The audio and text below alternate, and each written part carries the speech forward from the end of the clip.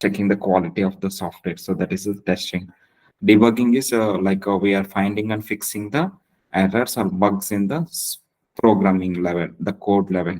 Okay, so it is related to the software or hardware. It will be done by the developers. So that is a debugging. Okay, so debugging is something we should identify where the exact problem is. And next is the bug, defect, bug, and error and failure. So if the person makes the error in the code, so it will be a fault in the software, and it will be a failure in the operation. So error, we discussed. Fault is if the application behavior is wrong manner, that will be the fault. Failure is whenever the product is deployed to the customer and customer finds the issue, then it will be the failure. And defect is the variation between the actual result and the expected result. It will be the defect.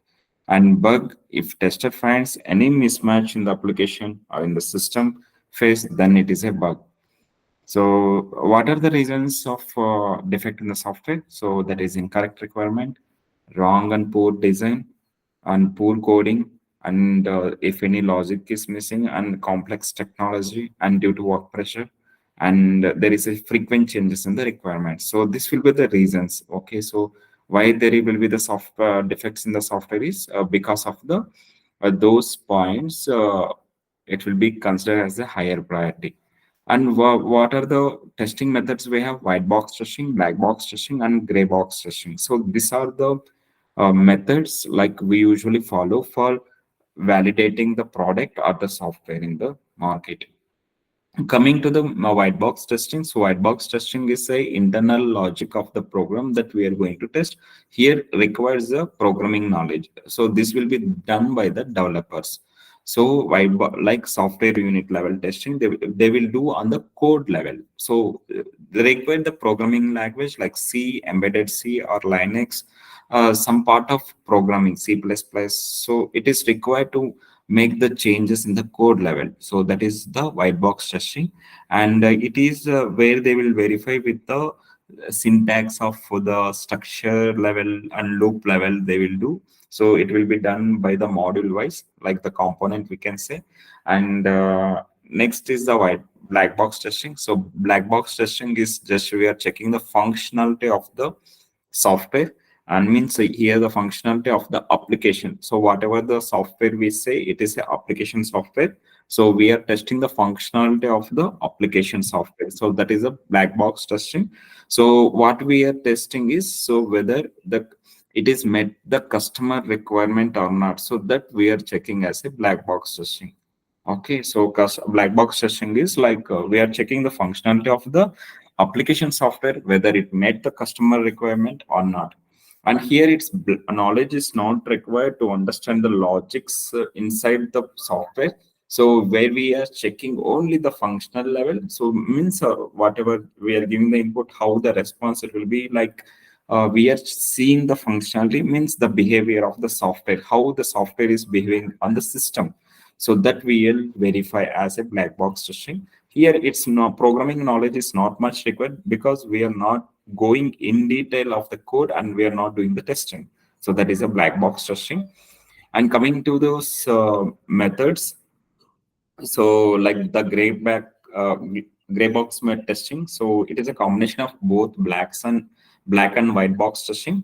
So where some partial knowledge is required to understand internal logic of the code. So this will be the gray box testing. And coming to the testing method, according to the testing methodologies, there will be the different levels of test implementations that we usually do.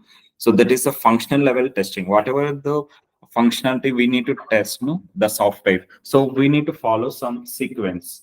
Like whenever the software is getting released, so we should follow some sequence. So we should follow some sequence, like it is a unit testing or interface testing, smoke testing, integration testing, regression testing, sanity testing, system testing, user acceptance testing. So once means whatever the process here you see in the image, no, this all level of testings we should follow to give the requirement to the customer. So requirement will be given us. We are developing the product and we are designing the product and we are testing the product, and then we are giving to the customer, because based upon the requirement we are implementing the those software modules and we are giving it. So when we are giving, we should follow all the test phases, like unit level we need to do, and all integration level we need to do, and we need to repeatedly we need to do some kind of testing. Because in some cases, one time if it is tested and it is we are giving, means if the same software it cannot work in the customer end, so we need to do some part of retesting, repeated testing kind of thing. So these are the functional level testing where we perform, and we are checking that application is working fine, and we are, so moreover we are checking that behavior, whatever the software behavior is working in all circumstances clearly and accurately. And we are say that whatever the features that given by the customer, so it is working as per expected. And mostly how we are doing this testing is we'll write the test cases, and we'll do the testing. So that is a part of the functional testing. And non-functional testing is like how software is secure, and how speed the software is working, and how software I can reuse in the other modules way, and how the software can change from one system to the other system, how flexible the system is. So this all comes under the non-functional testing. So here how the software is working and how well it is work. So this all we will part of a non-functional testing. So we discussed about the difference between the non-functional and the functional testing. So what the product does is the functional testing. So how we how the um, how it is working is the functional testing. How it, when it is working, what is the behavior of the software is the non-functional testing. So functional testing is how the quality that we are giving when we are changes the input. And non-functional testing is when we are doing some changes, what is the time, what is the speed, how the software is conditioned, whether it is stable, whether it is getting any noise or interrupts. It will be a part of a non-functional testing.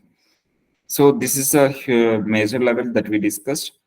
And we started understanding about the manual and automation testing. So manual testing is done with respect to the manually, like without using automation tools, without using the scripts. So that is the manual testing. Automation testing is where we use the programming or the scripting language to automate the testing features. So manual testing is done by the testers, where they are do with respect to the test cases, they will write and they will do manually by step. And automation testing is like they will do with the respect to the automation tools. So they will use the tools and they will automate it and they will execute it. So when they finally they will end, they will connect the report and they will see what are the test cases it passed or failed. So such things they will do the automation testing. And how to do the manual testing. So as a part of embedded testers, so first of all we need to review the document. So what type of document it is and what features I need to do the testing. So this what area, like which project, whether it is related to sensors, whether it is related to switches. So all those steps we should review before getting the requirement, and then we need to start analyze the requirements. So whether we can do it or we cannot do it, how much time we are taking. So that will be the analysis phase. Next phase will be the test cases. So we need to write the test cases for the requirements, and then we need to execute the test cases. So whether it is a white box testing like software unit level, software level testing, or a hardware related testing, or it's related to the white box or black box testing. So those things should be considered, and based upon that, we need to execute on the bench. Like if it is bench is required or without bench, I need to do the testing. So because when you are doing the code level testing, no, so you don't want hardware because you are not testing those hardware features. So if you need to test the hardware features, you need to go with the bench and you need to do some part of bench testing. So that will be the environment setup and build development. So those testing will be done as in the step four. And step five, if you are doing the testing, you will identify the defects. So then you need to inform to the development team. So that will be tracked. And step six is when the developers finds a bug, we need to do some testing. So that will be the retesting or the sanity testing, we say regression testing. All this will be a part of the testing. And step six is like once we completed the testing, so then we are closing up with the report. So that is the manual like that embedded testing process. We usually follow these steps. Okay. So, and next is coming to the roles and responsibilities for the tester. So here the communication with the product requirement and analyzing of the requirements and the next writing of the test cases and executing on the bench and analyzing, arranging the review meetings. Okay. And interacting with the test manager, test coordinators, defect tracking, and moreover finding the bugs or errors. So all those things will be considered as the roles and responsibilities. And next is so we discussed about the understanding of how to write the test cases. So for writing the test cases, test cases, we need to follow some techniques. If it is a document related, how we need to write. If it is a code related, how we need to verify the testing. So some document I given to you. So how you do the testing? First, you will go with the top level of understanding. So like you are not executing with it is not a code, right? So where you need to follow some testing methodologies. Okay. So what are those techniques? So there are two types. Static testing techniques means like we are doing the requirement and documentation analysis of the software. So those comes like whatever before implementing the software, that we are going to verify the requirements of documents. All this will becomes under a static testing. Okay. So like means here within the documents or the requirement phase only, we are identifying the defects, and without code, we are making as the error. And dynamic testing techniques. So dynamic testing is the software is ready and we need to do some whether the software is working as per the requirement or not. So those are like we need to give two scenarios like positive testing and negative testing cases. So positive testing is a valid data you will give and verify with the valid output. And negative testing is you will give the invalid data and you will verify whether that it is working or not. So we should, in whenever you give the invalid data, you should get some errors.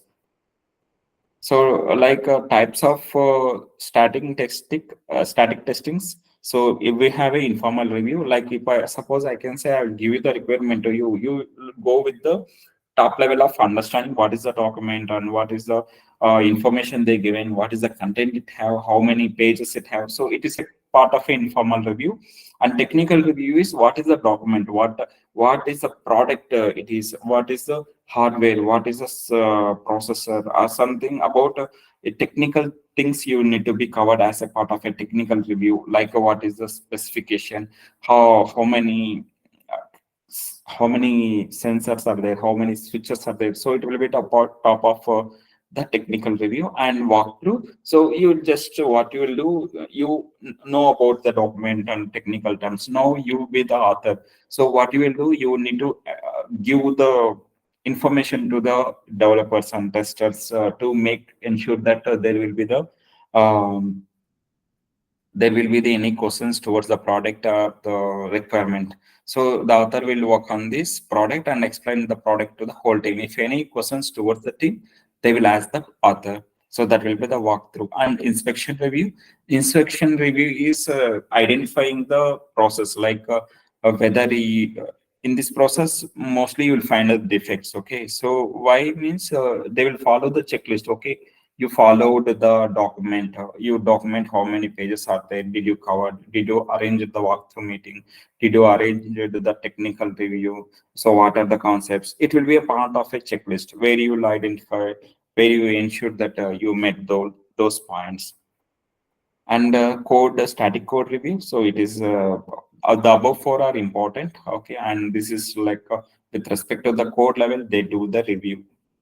And coming to the testing, so for our with the code, we need to do some part of testing. So whatever we are doing the testing, it is a part of a dynamic testing. So here the dynamic testing, we need to follow some testing techniques. Okay, so code level, the first level with the programming thing, they will do the testing. It will be the structure based or white box testing technique.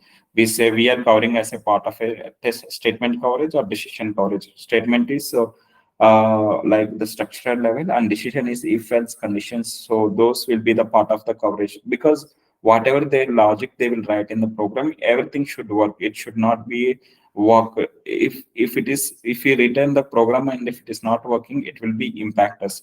So that is a structure based and white box testing. And experience based testing is like based upon the experience and based upon the functionality. So we usually go with the error guessing and the exploratory testing, we say. And coming to the specification based testing, so whatever we are doing the testing, no, so we'll always go with the specification based techniques. Okay, so whenever in interviews they will ask you, what can you know about the testing techniques? So you need to say this specification based testing techniques, that are equivalence partition, boundary value analysis, decision table testing, and state transition testing, use case testing, and etc. There are many others. Okay, so like we mostly focus what will be required in coming slide. And first thing is we need to understand what is a positive and negative testing. So positive testing is whatever we are giving the valid data as the input and we are verifying the output. And invalid negative testing is the invalid input. So we are verifying whether if we give the invalid input, so we are getting the error or not. So that will be the